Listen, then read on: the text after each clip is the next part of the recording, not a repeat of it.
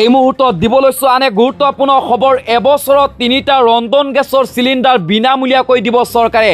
মহিলা যাত্ৰীয়ে এতিয়াৰ পৰা দিব নালাগে বাছৰ ভাড়া। মুখ্যমন্ত্ৰীয়ে কৰিলে এই ডাঙৰ মন্তব্য। ৰাজ্যৰ প্ৰতিটো পৰিয়ালক বছৰি 3টাকৈ বিনামূলীয়া ৰন্ধন গেছৰ চিলিণ্ডাৰ প্ৰদান কৰিব চৰকাৰে।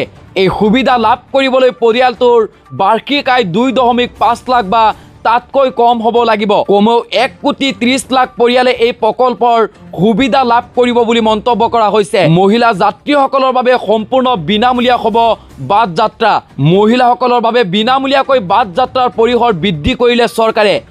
মহিলা আৰু তৃতীয় লিংগৰ লোকসকলে দীৰ্ঘ দূৰত্বৰ বাছত বিনামূলীয়াকৈ যাত্ৰা কৰিব পাৰিব।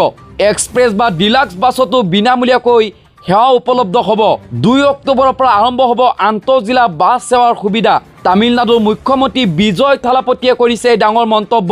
এই ডাঙৰ খবৰ পুনৰ জনাইছোঁ। এবছৰত 3টাকৈ ৰন্ধন গেছৰ চিলিণ্ডাৰ প্ৰদান কৰিব চৰকাৰে। মহিলা যাত্ৰীয়ে দিব নালাগে বাছৰ ভাড়া। মুখ্যমন্ত্ৰী বিজয় থালাপতিয়ে কৰিছে এই ডাঙৰ মন্তব্য।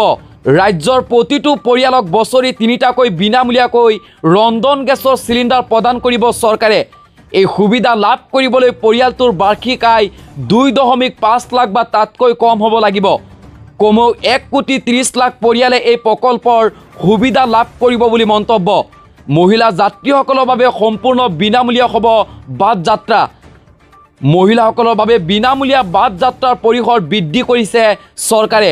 মহিলা আৰু তৃতীয় লিংগৰ লোকসকলে দীৰ্ঘ দূৰত্বৰ বাছত বিনামূলীয়াকৈ যাত্ৰা কৰিব পাৰিব। এক্সপ্ৰেছ বা ডিলাক্স বাছতো বিনামূলীয়া সেৱা উপলব্ধ হ'ব।